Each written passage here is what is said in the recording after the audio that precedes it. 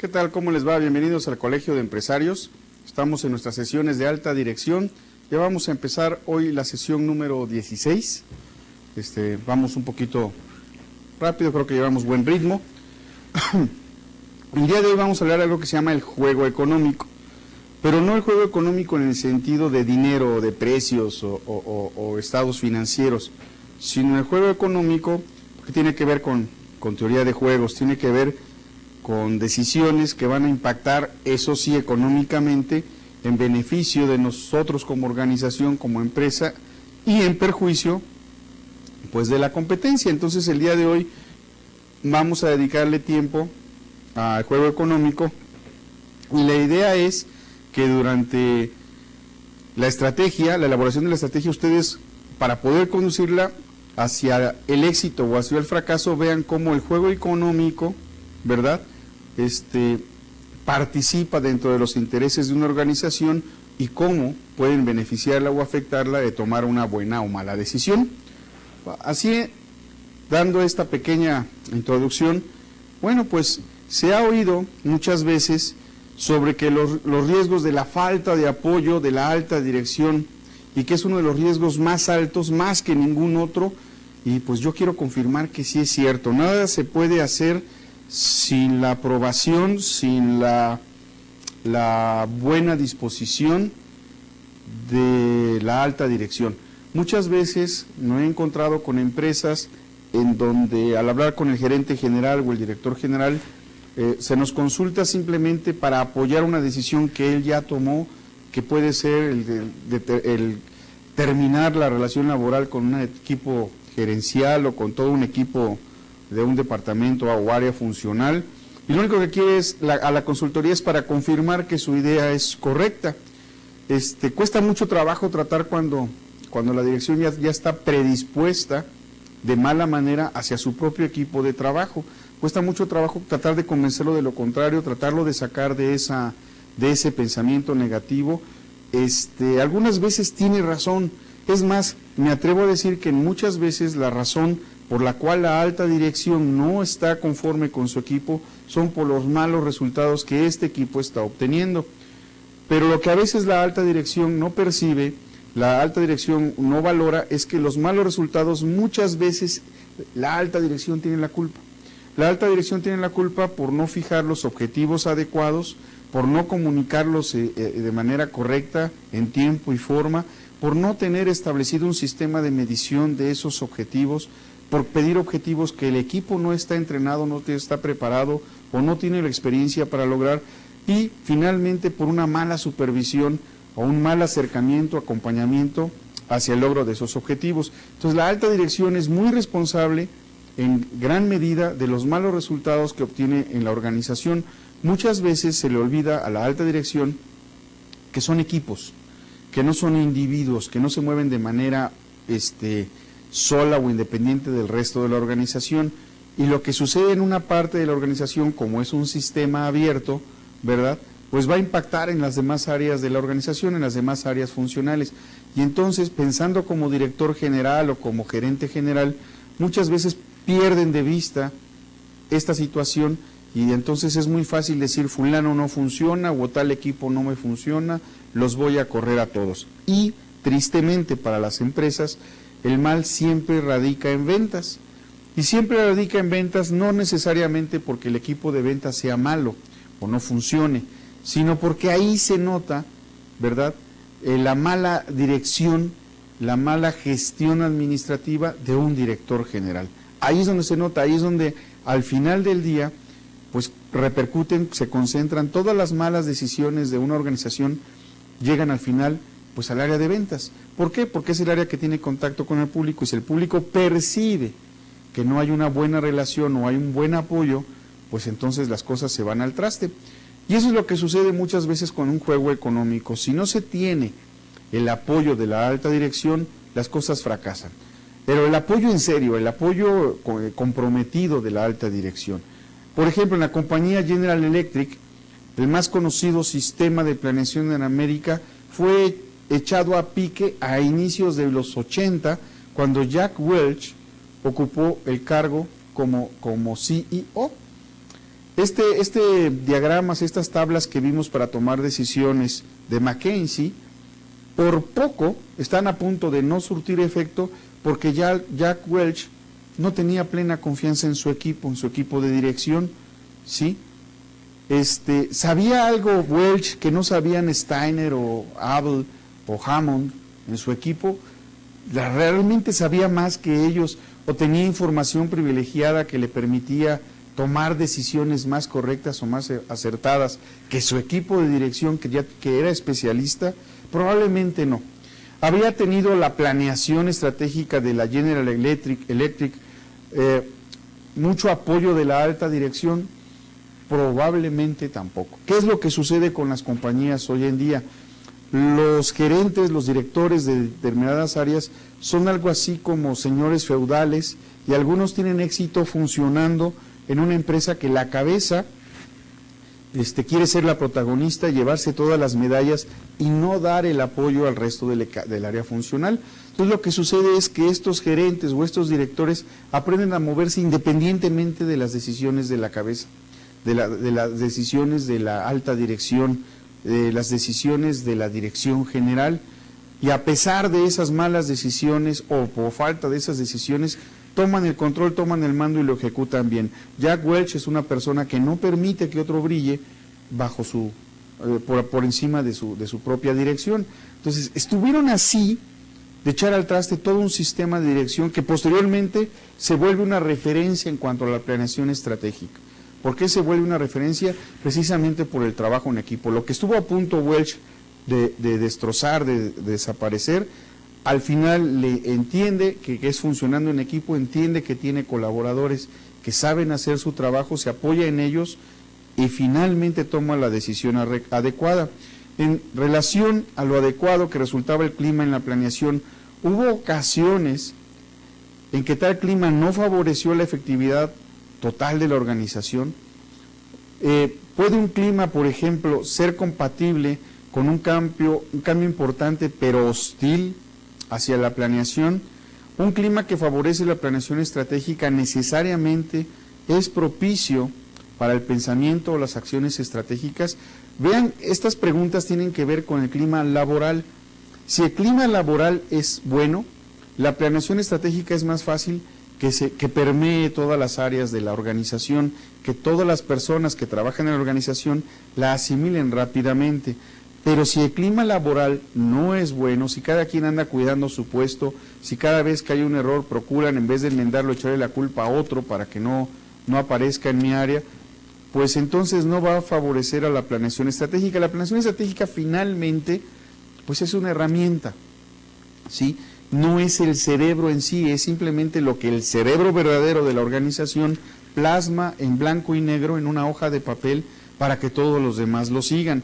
Pero el que quede plasmado no significa que por ese simple hecho todos los demás lo van a seguir. Es la alta dirección quien hace que los demás sigan ese plan, esa planeación. La planeación se refiere entonces a la formalización, ¿sí? A la formalización de todas las ideas que van a llevar al cumplimiento final de la visión que tiene la empresa, lo que significa la descomposición de todo un proceso en pasos claros y articulados.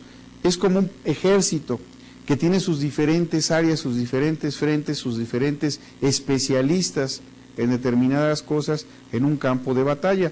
Tenemos así los de logística que hacen llegar los materiales de guerra, los alimentos, los uniformes, los equipos, al ejército en donde se encuentre peleando. Bueno, tenemos un área de logística en las organizaciones. Tenemos un área financiera que es la que maneja los recursos para que estos guerreros comerciales, ¿verdad?, puedan salir a luchar, puedan salir con los elementos necesarios, dando las facilidades financieras para que logística funcione, para que producción funcione. Y sí es una guerra, pero es una guerra de tipo comercial, se trata de ganar la mayor cantidad de clientes satisfechos posibles. La planeación está asociada, de esta manera, a un análisis racional, y pensar racionalmente a veces cuesta mucho trabajo. A veces lo que nos rodea nos saca de nuestro balance racional y empezamos a actuar de manera irracional, o peor aún, tomamos decisiones de forma totalmente irracional. Para algunas personas, planeación es ir a un retiro en la montaña, ¿verdad?, para hablar de estrategias, tomar el cafecito, filosofar, no hay problema. No, vaya, está bien que se vayan a la montaña, se estén una semana por allá, otros prefieren ir a una playa, otros prefieren ir a un club de golf, ¿verdad? Cada quien lo decidirá de su modo y buscan la manera de estar cómodos, relajados, alejados del mundanal ruido, y dicen, bueno, pues así se hace la planeación. Puede ser cierto, pero lo que sí es cierto es que en las guerras las mejores y las más importantes decisiones se toman en situaciones de crisis, se toman cuando los catorrazos están muy duros, cuando hay que tomar decisiones de vida o muerte. Esto no significa que en las empresas se tengan que tomar decisiones de desaparecemos o no, pero la competencia siempre está ahí y siempre está haciendo su labor. Entonces el tomarnos una semana para irnos de retiro y planear muy bien, pues puede ser benéfico. Yo conozco personas que trabajan muy bien en un ambiente relajado, pero no se desenvuelven bien bajo presión. Por mi parte yo les puedo decir que trabajo mejor bajo presión, bajo mucha presión, que si no la tuviera. Si no hay presión, pues yo también me relajo y me la voy llevando con calma. Entonces he aprendido que para funcionar necesito presión y yo mismo la ejerzo sobre mi propia persona, pues porque pienso como un militar, es una manera de salvo la vida o la pierdo, porque va en riesgo mi vida. Aquí en este caso, como trabajador independiente, pues va en riesgo mis ingresos. Entonces tengo que pensar muy bien los siguientes pasos que voy a dar. Bueno, las empresas así debieran de pensar. ¿Qué pasa si? Que es la pregunta con la que se debe desayunar la alta dirección. ¿Qué pasa si? Si yo soy director de finanzas, ¿qué pasa si el recurso escasea? ¿Qué pasa si la inversión no resulta? ¿Qué pasa si hay un tipo de cambio desafortunado? ¿Qué pasa si estoy en producción? ¿Qué pasa si me falla una máquina? ¿Qué pasa si me falta la gente? En fin, de acuerdo a nuestras áreas funcionales, tomar en cuenta esta pregunta, ¿qué pasa si? Y poderle dar respuesta, pero es un ¿qué pasa si? Basada en una lista de situaciones posibles. ¿De dónde vamos a sacar estas situaciones posibles? Del FODA, del escenario FODA, que tenemos escenarios donde se juntan las debilidades y las amenazas, y esos ¿qué pasa si? De las debilidades y amenazas son los primeros que tenemos que tener listos para resolver. Pero ¿qué pasa si la alta dirección no nos apoya? Y tenemos que dar el resultado. No todos los que están siguiendo el curso pertenecen a la alta dirección, no todos tienen sus propias empresas.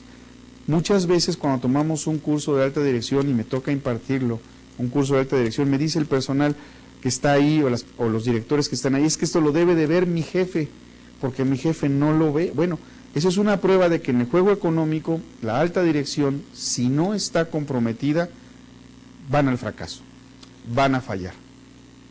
Les voy a poner un ejemplo que me sucedió muy al principio de mi carrera y que me ayudó a formarme. Estaba yo trabajando en un área en donde yo tenía que hacer una exposición para la industria cementera, tenía que organizar toda la exposición, pero cuando yo la recibo, ya los precios, los costos de los stands ya estaban dados, ¿sí? Yo no intervine absolutamente para nada para decidir cuánto deberían de costar los stands. Después me enteré que el director general era el que había puesto los precios a los que se tenían que ofrecer esos espacios para los stands. Y me enteré de la peor manera. En una junta de dirección se me ocurre abrir la boca y decir, no se está vendiendo como se debe, porque los precios de los stands están excesivamente caros, ¿sí? Y yo no me voy a responsabilizar de ello porque yo no los puse. Y entonces el director me dijo, los puse yo, y aquí no es un lugar para cobardes ni para maricas. O se trabaja como están las cosas, o entonces no sirve para trabajar. Y me quedó muy claro. Lo que me quedó muy claro es, hay que trabajar con lo que se tiene. Y punto, ¿sí? Si lo que se tiene son pocos elementos, hay que hacer el mejor uso de esos elementos. Esto fue por el año de 1985, poco antes del sismo. Posteriormente viene el sismo, se cancela la exposición, porque muchos de nuestros clientes pues sufrieron algunos problemas, y se plantea para tiempo posterior la exposición, y me llama el director general y me dice, ahora usted va a decidir cuánto deben de costar esos stands, y deben de ser rentables y nos debe de dejar utilidad, y se tienen que vender todos, porque usted sabe mucho, por eso está en ese puesto. Me regresó la responsabilidad, pero había ahí una espada de Damocles pendiente, ahora me cumple o se va. Eso es lo que muy sutilmente me dijo. Afortunadamente para todos resultó muy bien, resultó un éxito, y año con año se sigue haciendo la exposición. Cada vez es más reducida, cada vez es más pequeña, porque el director que está vigente no da el apoyo que daba el director anterior, ¿verdad? Pero me quedó muy claro, tenemos que jugar en equipo, y esa fue una manera difícil, ruda, de aprender a que soy parte de un equipo, y como me vengan las cosas, yo tengo que encontrar soluciones. Y entonces este director me enseñó en breves palabras a no rajarme, porque él no se rajaba, él sí apoyaba, y lo comprendí después, lo entendí después, y le debo mucho de mi formación como profesional de la consultoría y como director a él, y lo quiero reconocer, ¿sí? Entonces, para algunas personas, les repito, pues me voy a ir a un retiro, me voy a relajar y vamos a hacer la planeación estratégica. Pues la planeación estratégica se hace en el campo de batalla, en el terreno de juego, se analizan las jugadas de los competidores, ¿verdad? Pero no tenemos mucho tiempo que perder porque los demás lo hacen más rápido. ¿Para qué se necesita una palabra diferente? ¿Sí? Vildavsky planteó un título en un artículo que decía: si la planeación es todo, posiblemente es nada. ¿Por qué razón? Por la razón que yo les comentaba a un principio. Yo lo puedo dejar muy bien en papel, y ahí se queda, o se queda guardado en un cajón, o se queda en la computadora de todos los directores de la empresa y todos los gerentes. Entonces, en la práctica, constituye un serio problema. La planeación no lo es todo si no hay colaboración de todos y cada uno de los elementos que forman parte del equipo que se llama organización. Implícitamente, cuando no está claramente explicado el plan, existe en el fondo un sentido de racionalidad formal de la palabra. Se le puede llamar planeación y de repente las cosas se sistematizan. Si algo se sistematiza, ya no es planeación, ¿sí? La planeación es a futuro, los sistemas son presente. Las agendas quedan listas y los procesos entonces se descomponen, y se descomponen fácilmente. Ejemplo, ponen en las juntas, en las minutas: discutiremos los objetivos en la mañana, fortalezas y debilidades en la tarde. ¿Está bien? Otro, las estrategias corporativas el martes a las 5, las estrategias de negocios el jueves por la tarde. ¿Ok? De esta manera la planeación no significa tanto pensar estratégicamente, como pensar acerca de estrategias en forma racionalizada, descompuesta y articulada. Con esto en mente debemos reconsiderar los riesgos de la planeación. Imagínense que estamos en un cuarto de guerra, la guerra como nos la imaginamos, con soldados, con militares, y estamos en el cuarto con el general y estamos viendo un mapa, y el general dice: ¿qué les parece que mejor mañana a las 8 de la mañana nos reunimos y vemos cómo atacamos esta zona? Ahorita nada más vamos a ver esta partecita. Bueno, es una manera ridícula de presentar lo que acabo de mencionar. Es querer ver el todo en sus partecitas y por horarios. No, la planeación en general no se debe de ver así, se debe de ver todo y a un mismo tiempo, y generar todas las posibilidades que viendo el todo nos van generando. Ese es un gran problema a la hora que hacemos planeación, y es un problema muy común en las áreas de la alta dirección, concretamente la dirección general. O muchas veces le dice a su equipo: necesito el plan estratégico de la empresa para mañana a las 3 de la tarde sobre mi escritorio. Tampoco se elaboran así las cosas. Entonces, ¿qué posibilidades tiene de fallar un plan estratégico elaborado así? Pues todas. Más bien, no tiene ninguna posibilidad de tener éxito. El riesgo del compromiso. Compromiso es una palabra muy importante, es una palabra que significa mucho, y el principal problema del compromiso es que la gente no habla. Cuando un gerente le llama la atención a un empleado, el empleado se calla, porque piensa que si le contesta al gerente va a perder su trabajo, y en la mayoría de los casos es así. Si yo le contesto mal al gerente, lo seguro es que yo pierda el trabajo. Pero nunca pregunta: ¿por qué está tan molesto? ¿Qué hice que estuviera tan mal? ¿Cómo me sugiere hacerlo mejor? ¿Cuál era el resultado que esperaba? sea, no lo está confrontando, simplemente está pidiendo saber qué es lo que tiene que hacer, porque normalmente las personas no lo saben. Y entonces la persona se queda callada esperando a que al otro se le pase el enojo. Y las personas no pueden estar enojadas todo el tiempo. Cuando se les pasa el enojo, ¿verdad?, lo olvidan y nunca explican por qué estaban enojados. Siguen su camino porque esa es la posición del gerente. Los gerentes no dan explicaciones, los súbditos obedecen. En este caso los súbditos son empleados. Entonces, esta es una palabra importante, compromiso. Y el asunto no es simplemente si la administración se compromete con la planeación, también significa que la planeación se compromete con la administración. O sea, es un mensaje en dos vías. La administración, hablando en personas, está comprometida con la planeación y a su vez les regresa a ellos mismos, ¿sí? Si el compromiso con la planeación genera un compromiso con las estrategias y con el proceso de elaboración de estrategias de planeación. Me ha tocado estar en gran cantidad de juntas en donde dice, bueno, pues esto lo vemos luego, ¿no? O bueno, hay que se hagan cargo de entonces de que se lleven tal o cual cosa a Monterrey. Y el que se hagan cargo, pues significa que puede ser el de finanzas, el de ventas, el de mercadotecnia, o cualquier otra persona, hasta el de mantenimiento, ¿no?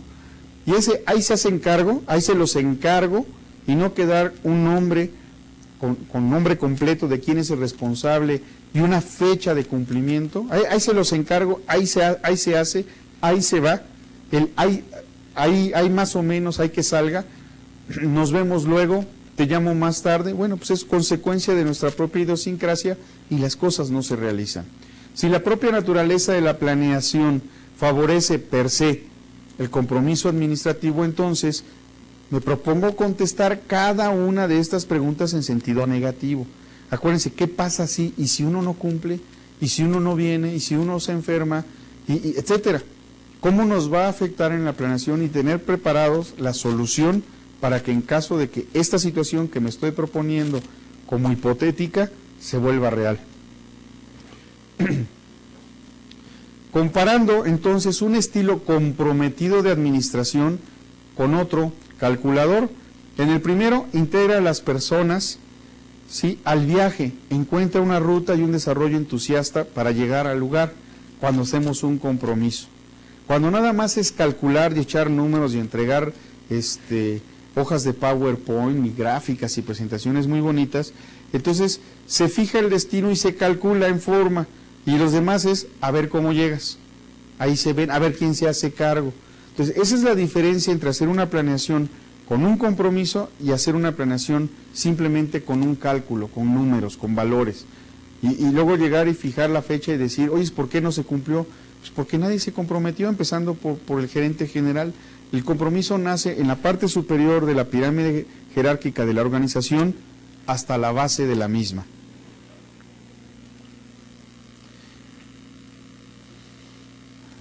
El operador, y aquí le estoy llamando al operador no porque maneje una máquina, no le quise llamar ejecutor. ¿Por qué? Porque la gestión administrativa es una operación, es la operación del plan estratégico. Si es un chofer, pues, imagínense que el plan estratégico es como un tráiler, un gran tráiler, muy pesado, con carga muy valiosa, y el operador es el chofer que va manejando ese tráiler, ¿sí? Y además no es un solo tráiler, es un convoy, y cada director pues es el chofer de esa parte del convoy, y todos tienen que llegar a tiempo porque si no las cosas no marchan, ¿sí? Y ese convoy tiene que llegar a tiempo a un lugar que se llama cumplimiento de la visión. Entonces, el operador es evaluado por sus propiedades para disminuir la brecha, para andar el camino sin retrasos, en tiempo y forma, sin gastos innecesarios. Por eso estoy comparando la planeación estratégica como un gran tráiler, ¿sí?, y al ejecutor de ese plan, el que hace que se cumpla ese plan, como el chofer que va arriba del tráiler llevándolo junto con todos los demás al lugar que tienen que llegar a la hora y en el tiempo adecuado. Si estos son satisfactorios, la brecha esencialmente se cierra. Si cada operador, si cada ejecutor del plan estratégico cumple con su parte del compromiso, la distancia para el cumplimiento se va haciendo cada vez más corta hasta que se logra cumplir. ¿De qué va a depender? De que tengamos operadores de los mismos tamaños del problema que están intentando resolver. No se significa que todos los operadores sean iguales. Unos de los trailers pues lleva carga más pesada que otros llevan volumen, otros llevan un trailer con un doble remolque y otros nada más lo llevan con uno solo. Dependerá de la habilidad del operador, como sucede en las empresas. Hay personas que pueden manejar más información, más recursos que otras porque están capacitados para ello o porque el área así funciona. Lo que a veces no se aprecia en el juego económico de la estrategia, ¿sí?, es que no hay tal cosa como una estrategia óptima. ¿Sí? No existe la estrategia óptima, no existe la estrategia excelente, no existe la estrategia perfecta, ¿sí?, calculada a veces de un proceso formal. Las estrategias intentadas no tienen valor en sí mismas, no valen por las estrategias, valen por quienes las ejecutan, ¿sí? No es, y voy a tocar algo que a todos los mexicanos les duele, la selección mexicana, y como a mí no me gusta el fútbol, se amuelan, ¿no? Y no me gusta porque soy un planeador y soy un planeador estratégico, y no es posible que a través de los años se siguen cometiendo los mismos errores. ¿Y se siguen cometiendo los mismos errores porque la gente es tonta? No, porque la selección mexicana no es un equipo de fútbol, es un negocio. Y mientras los que lo manejen sigan viéndolo como un negocio y le siga rindiendo ese negocio, porque rinde, y rinde mucho, hay muchos intereses alrededor, mientras le siga dando al negocio, el deporte se pierde. Y entonces la gente se desilusiona, ¿sí? No es que no sepan de estrategias, se van por la estrategia más cómoda, que es la de hacer dinero. ¿Qué sería si lo fuéramos por la estrategia de mejorar una selección deportiva para que genere más dinero? Es que requiere más inversión. Y de todas maneras, la gente va a ver la televisión, van a ver los anuncios, hay mucho más en juego. Oye, pero si pasa a la siguiente ronda, habrá más cantidad de anuncios, se venderán más camisetas, más gente verá la televisión. Sí, pero eso es una inversión mayor y entonces juegan a la ley del mínimo esfuerzo. Pero como negocio funciona, es perfecto. ¿Por qué? Porque juegan con la fe de las personas, con la esperanza de que a lo mejor ahora sí. ¿Ok? Entonces, las estrategias pues no tienen valor por sí mismas, tienen valor cuando hay una persona atrás que las hace cumplir. Así de sencillo. Las estrategias valen no por sí mismas, sino valen tanto como el operador que las está llevando a buen término. A lo mejor me preguntan, a lo mejor me mandan un mail por ahí, entonces ¿un buen operador puede hacer triunfar una mala estrategia? La respuesta es sí. La respuesta es, un buen operador puede hacer triunfar una mala estrategia, siempre y cuando esta mala estrategia no sea tan mala, que no tenga aspectos rescatables, porque un buen operador, esa mala estrategia va a encontrar lo mejor. No hay una estrategia pésima, no existe tampoco, así como no existe una estrategia perfecta, no existe una estrategia pésima. Un buen operador sabrá sacar lo mejor de cada estrategia, ¿verdad?, para ponerla en práctica. Pongo un ejemplo, el Concorde, que fue un proyecto de avión supersónico para pasajeros elaborado por dos países, Francia e Inglaterra, y terminó saliendo del mercado porque era muy costoso, porque en ese tiempo la gente no tenía el recurso económico para pagar esos viajes transatlánticos a velocidad del sonido. Era un avión supersónico, en unas cuantas horas se pasaba de un continente al otro. Bueno, salió del mercado. ¿Qué creen? En este año 2010 están planeando volver al mercado al avión supersónico. ¿Por qué? Porque ahora con las tecnologías modernas cuesta menos su mantenimiento, cuesta menos su elaboración, cuesta menos su puesta en marcha, y los boletos para ese avión, aunque no van a costar menos, hay más posibilidades de pagarlos. ¿Qué sucedió? Nació antes de tiempo, y algo que había fracasado hace unos años, probablemente hoy tenga posibilidades de éxito. hay materiales más ligeros, en fin, se puede construir varios Concorde a un costo mucho menor del que se tenía hace algunos años. ¿Qué sucedió? Pues era la misma estrategia, cambió el entorno. Entonces, fíjense, una buena estrategia puede funcionar si hay un buen operador, pero también una buena estrategia puede funcionar si el entorno es el adecuado. O sea, la estrategia per se no es única, no nos garantiza el éxito. El propósito esencial, entonces, de la planeación estratégica es reducir el poder de los administradores sobre la elaboración de estrategias. Si lo dejamos muy abierto, cada quien va a querer dejar su firma. Me pasa muy seguido en diplomados, más en diplomados que en maestrías, porque el nivel de conocimiento en maestría es más profundo que en diplomado. En diplomado es una peinadita, una barnizadita. Entonces, muchas de las personas que llegan al diplomado llegan por una especialidad que dominan y que quieren mejorar, o que quieren saber que efectivamente la dominan.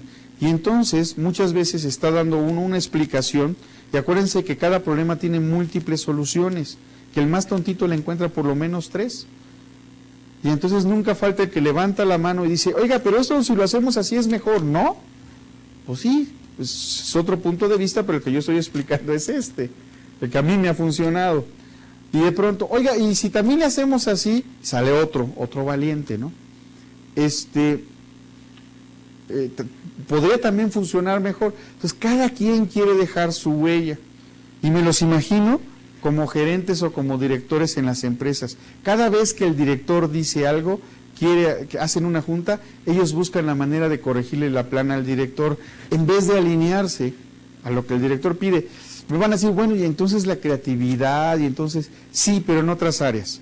Cuando se está diseñando la estrategia, todos deben de caminar hacia el mismo lugar, ¿sí? El problema es que hay muchas estrellas, hay muchos egos, y cada quien quiere demostrar que es mejor que el que está enfrente hablando, que es mejor que el director, que es mejor que el de al lado, que es mejor, que tampoco es malo.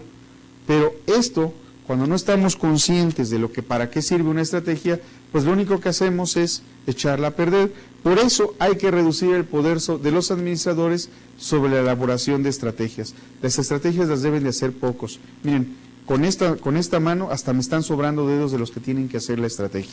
Y los demás, ser competentes para seguirlas. Steiner decía, si una organización es administrada por un genio intuitivo, no hay necesidad de llevar a cabo una planeación estratégica formal. La pregunta es, para Steiner, ¿en dónde encontramos un genio intuitivo? ¿Cómo sabemos que en la empresa tenemos al genio intuitivo? El directivo en general no debe estar profundamente involucrado en el proceso, sino ser el diseñador de él en un sentido general. ¿Para qué? Para que los demás, dentro de sus áreas funcionales, dentro de sus áreas de especialidad, que quieren dejar su firma, pues la puedan dejar. Y entonces el director le va a decir a cada uno de ellos, ¿me garantizas que se cumple como tú dices? Y entonces el otro va a pasar aceite o va a decir, sí, se lo garantizo. Y va a dejar el alma en el camino para demostrar que sí tenía razón. ¿Ok? Entonces el planteamiento debe de ser tan general que le permita a los otros llevarlo a su área de expertise, a su área de experiencia. ¿Cómo esperar que la planeación genere un compromiso de la alta dirección? Esta es una pregunta que vale muchos millones de dólares. ¿Cómo esperar que la planeación genere un compromiso de la alta dirección?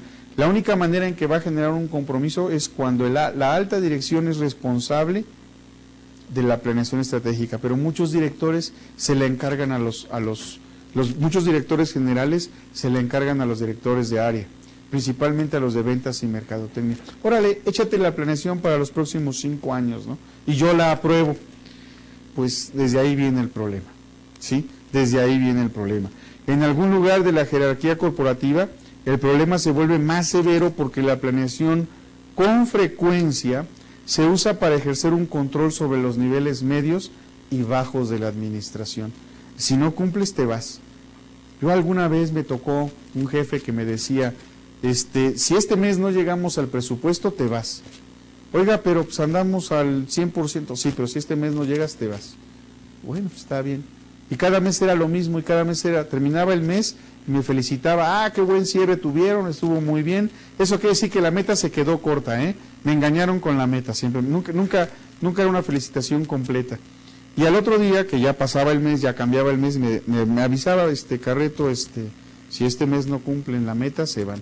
Y no sé por qué, según él, sí sé por qué lo decía él, alguna vez lo platicamos, dice, es que la gente necesita presión para trabajar. Yo mismo lo acabo de mencionar, yo necesito presión, pero hay de presiones a presiones, ¿sí? Entonces, con ganas de decirle, órale, pues, no le cumplo y me corre. Y sí, estuvo a punto de correrme un mes que no cumplimos, ¿verdad? Pero hubieron otros factores que ayudaron a que no cumpliéramos y él estaba consciente de esos. Tonto no era el hombre, pero cómo molestaba eso de que si no me llegas a la meta te vas. Y era muy difícil trabajar así, ¿sí? Incluso Ansoff ha comentado sobre esa extrañamente ingenua receta de que si la gerencia media no planea voluntariamente, se les asusta con el disgusto del gran jefe, ya que al jefe le encanta planear. Si no me das el resultado, entonces yo te voy a decir cuál es la meta. ¿Sí? Lo que les estaba yo comentando. Y Jack Welch habló sobre tomar con rudeza su negocio para alejarlo de la burocracia de los planificadores. Jack Welch, que fue un excelente CEO de la General Electric, uno de los mejores que ha tenido la General Electric, y dicho sea de paso también, fue el lugar donde Jack Welch se dio a conocer al mundo, en la General Electric. Ahí realmente tuvo sus grandes éxitos. Antes de ello no pintó. Entonces, él dice, hay que deshacernos de los planificadores, no necesitamos gente que planee, necesito gente que haga que las cosas sucedan. Y tienen gran parte razón, pero hay que hacer que las cosas sucedan sobre un plan, y sobre un plan que competa y que involucre a todos, para que las cosas sucedan como todos quieren que sucedan. Ese es el famoso juego económico. O sea, si esperaban ver números y vamos a... No. Es un juego de fuerza donde va a afectar efectivamente en la parte económica a las empresas, pero hay que procurar que ese juego de fuerzas dure lo menos posible porque los soldados se cansan. Y llega un momento que si un director todos los días se está pegando en el escritorio, la gente ya, y otra vez ya está gritoncito ya, y ya. Y pone unos cara de sumisión, ¿verdad? Así, sí, ya te hago caso, soy malo, muy malo, mea culpa. Sale uno de la oficina y se sale riendo y ya no pasó nada. Y el director está muy contento porque cree que intimidó a los trabajadores, ¿sí? Todo lo que él quería era un compromiso de personal. ¿Quién? Jack Welch. Lo único que quería era gente que se comprometa hacia su propia estrategia, ¿sí? Y entonces dijo, desapareció el departamento de planeación. En eso sí tiene razón Welch, la planeación es función de cada director de área. No necesitamos un departamento de planeación para que nos elabore la planeación estratégica. Lo necesitamos cuando vamos a hacer proyectos más allá del proceso normal de la empresa y que requiere mucha atención y que no distraiga la atención de lo que se está haciendo. Salvo esas circunstancias, pues sí requerimos un departamento de planeación. Riesgo de cambio. La palabra cambio asusta, la gente le tiene miedo al cambio. Y la gente no quiere cambiar porque, número uno, le tiene miedo al cambio. Número dos, se siente muy cómodo como está ahora. No es por miedo, es por comodidad, por confort. Y número tres, porque cree que las cosas ya no van a ser mejor de como están ahora. Y eso es realmente negativo y perjudicial para las organizaciones. Se ha considerado que un clima adecuado a la planeación debe a su vez favorecer un cambio verdadero en una organización, pero quiero subrayar y aclarar esta parte, un cambio verdadero, uno, ¿sí? Un cambio general, total, no que esté cambiando constantemente, no que constantemente hayan procesos de cambio, porque lo único que va a organizar, ¿sí?, es un gran relajo, y que la gente diga, ¿y ahora cuál es la novedad? ¿Y ahora qué nos traen? Hablaba yo hace unos días con un cliente, me decía, oye, ¿y eso del coaching es bueno o es moda? Personalmente pienso que es moda, honestamente. Las cosas verdaderamente buenas permanecen, pero de pronto ya salieron un montón de coach en el mercado y ofrecen las soluciones mágicas para que la gente produzca más. Y si yo me voy unos años atrás y pienso como Jack Welch, Digo, si necesito un coach para que prepare a mi gente, entonces no tengo la gente adecuada. Así de fácil. Y entonces no los contraté adecuadamente, y entonces miro a mi director de recursos humanos, saco una pistola imaginaria, la cargo, le apunto y lo despido. ¿Sí? Si necesito un coach para mejorar el rendimiento de mis trabajadores, sobre todo de mi equipo directivo, es que algo estuvo mal en su proceso de selección. Desde ahí vamos mal. ¿Sí? ¿Por qué? Porque ellos deben de ser perfectamente capaces para saber hacer su trabajo. Pero los coaches son grandes vendedores y convencen a las grandes empresas que son las que pueden pagar a un coach. Entonces, un coach, yo me burlo un poquito del concepto, siento que es más bien como el psicólogo de los ejecutivos, ¿sí? A nivel ejecutivo, a nivel empresarial. Un buen ejecutivo no necesita un coach, necesita un tutor o un mentor, y existe el mentoring, pero es más fácil ser coach que ser mentor, porque en el mentoring se requiere más compromiso, más involucramiento del mentor que del coach. El coach está siempre como a la distancia. De hecho, la organización es quien pone al coach. La persona escoge al mentor. Yo quiero aprender de él. Y se le llama, se le trae y se le paga por enseñar sus experiencias. ¿Sí? Es diferente. Ok, entonces ese es parte del riesgo al cambio. El propósito de todo plan es dar un giro a las cosas inflexibles. Es buscar poner a la organización en acción. Hay que hacer que las cosas sucedan. Los planes pueden crear compromiso humano, ¿sí? O más bien deben crear compromiso humano, pero usualmente por el hecho de hacer un plan no lo genera. Un plan flexible, como un conservador progresivo, como diría un ingeniero civil, es como oxígeno para el retraso mental. ¿Sí? La planeación por dirección tiene que ser inflexible, es decir, no tengo que dejar lugar a dudas, no tengo que dejar lugar a que entren planeadores. Así vamos y así tenemos que llegar, aunque nos hundamos como el Titanic. ¿Sí? Ese es el ejemplo máximo. ¿Por qué? Fueron inflexibles, quisieron llegar más pronto, cambiaron las reglas y dijeron, así es, no cambió la dirección y se hundieron parejos, pero se hundieron todos, ¿sí? Entonces, si hubiera tomado una buena decisión la dirección, llegan antes de tiempo. ¿Por qué? Porque había la posibilidad de cambiar el plan y se cambió el plan. Por eso los planes no deben de tener posibilidad de grandes cambios. Sí debe de tener la posibilidad de pequeñas correcciones, pero no de grandes cambios. Una vez que los planificadores han hecho miles de cálculos que son necesarios para integrar todo un plan y se han dado las instrucciones, cualquier demanda de alguna figura revisada sea alterada, tiende a resistirse. Una vez que el plan ya está bien analizado, cualquiera que llega y quiere poner su firmita y quiere, es que esto se me ocurrió a mí, ¿sí? Va a ser muy difícil que se logre. Es necesario adherirse al plan que ya ha sido formulado. Así es, como me dijo el director, aquí hay que jalar parejo y no quiero maricas, ¿no? Aguántese, así es el camino. Bueno, pues ya así de claro, pues le entramos, ¿no? O nos retiramos, ¿verdad? Pero nada de que sí, señor, y por acá afuera, ay, qué triste el director, me dijo marica, ¿no? No, señores, este es un negocio de gente ruda. Allá afuera es una guerra y no van a tener piedad ni misericordia de nosotros. O nos alineamos y aprendemos a trabajar con esa presión, o no servimos para este mercado. Busquemos un mercado en donde nos puedan apapachar, nos den nuestra palmadita, nos lleven nuestro chocolatito caliente cuando haya frío, y entonces pues a lo mejor se encuentran un trabajo así, felicidades, pero no van a ser empresarios, mucho menos emprendedores. El proceso de planeación mismo tiende a producir resistencia al cambio. ¿Por qué? Porque la planeación implica un cambio a mejor, o requiere una especialización más. Empecé a hacer ejercicio, y entonces en mi rutina de ejercicio decía, la primera semana tantos kilos de pesos, la segunda semana o más kilos o más repeticiones. Bueno, entonces yo dije, bueno, pues ¿qué puedo hacer?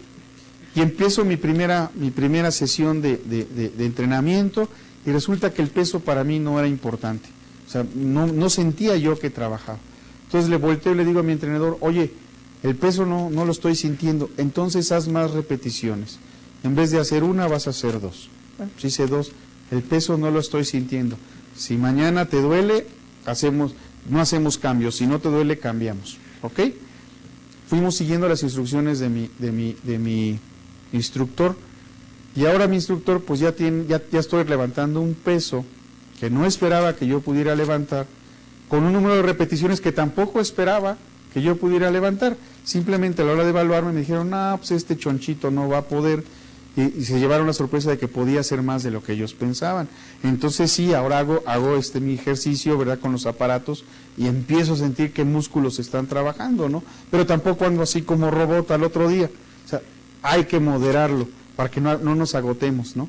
¿Por qué? Porque si ando así como robot al otro día, el ejercicio no sirve. Cada vez que hacemos ejercicio un músculo se rompe y requiere de por lo menos un día para volverse a soldar. Y entonces sí suelda fuerte y empieza a salir el músculo. Entonces lo mismo sucede en las empresas. Debemos de dejar tiempo para que se rompa el músculo y se vuelva a acomodar. Pero si queremos hacer los cambios de manera inflexible todos los días, si no están acomodados al número de repeticiones o al peso, en este caso, en una organización, al número de conflictos, al choque constante, pues va a tronar la empresa porque no es el estilo de la empresa. ¿Ok? El cambio estratégico real generalmente significa un rearreglo, ¿sí?, un reorden en la organización. La planeación tiende a promover el cambio que es genérico. La planeación lo hace de manera general, la táctica lo hace de manera particular y la operación es específica. Son los 3 niveles de planeación.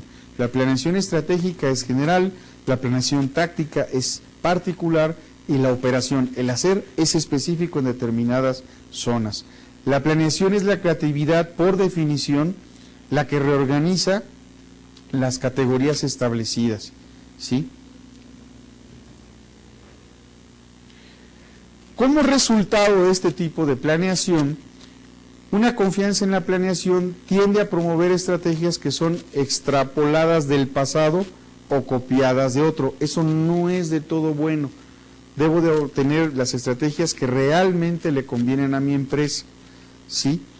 En la ciencia como en el amor, alguna vez alguien dijo con sarcasmo, una concentración en la técnica es probable que lleve a la importancia.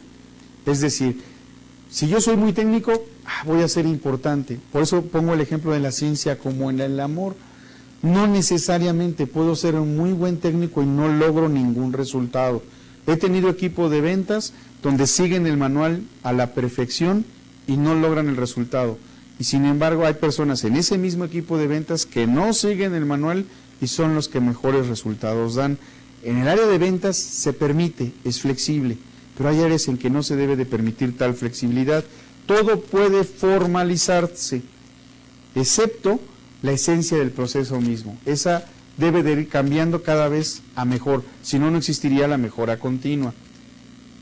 Los visionarios pueden enfocar amplia y distantemente las técnicas de planeación. Por el contrario, no pueden ver ni más allá, ni tampoco afuera, ni de cada lado. Siempre ven hacia adelante, no ven hacia los lados ni hacia atrás.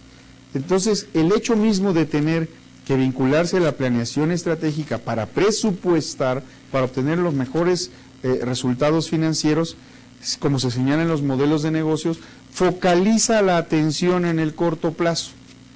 Buscar tanto la finanza, buscar tanto la rentabilidad, hace que la mayor parte de los planeadores busquen el resultado inmediato. Hablaba yo de la selección. Y pregúntenle a sus padres, pregúntenle a sus abuelos, los que todavía lo tengan, es exactamente lo mismo cada 4 años. Véanlos en los juegos de la liguilla, lo mismo, ¿sí? Hay pocos cambios, ¿sí? Entonces, además del hecho mismo de que nos hace llevar al corto plazo la planeación, el largo plazo simplemente no cuenta en la mayoría de las planeaciones del mundo real. Se planea a largo plazo y se gestiona en el corto, pero la dirección general busca el resultado en el corto. No tiene paciencia para largo plazo porque tiene que darle un resultado a los accionistas y a los stakeholders. Por lo tanto, señores, la planeación estratégica, ¿sí?, en el juego económico de la alta dirección, no es algo que se tenga que romper constantemente, no es algo que permita cambios constantes, simplemente ligeros ajustes, no es algo para que lo haga un gran número de personas en la empresa, sino las personas importantes. El director general pone los lineamientos, dice qué espera como resultado global y cada director de área dirá desde su propia trinchera cómo aporta para cumplir esa parte general, global o genérica que quiere la dirección general. Entonces, todo se ve a un mismo tiempo, con los diferentes actores, con las diferentes opiniones de estos actores de esta gran comedia o de este cuarto de guerra. No olviden entonces que la planeación debe de ser muy poco flexible para poder ajustar, ¿sí?, ser muy creativa y ver a largo plazo y medir en función del cumplimiento de ese largo plazo. Nos vemos la próxima sesión, que estén muy bien y hasta pronto.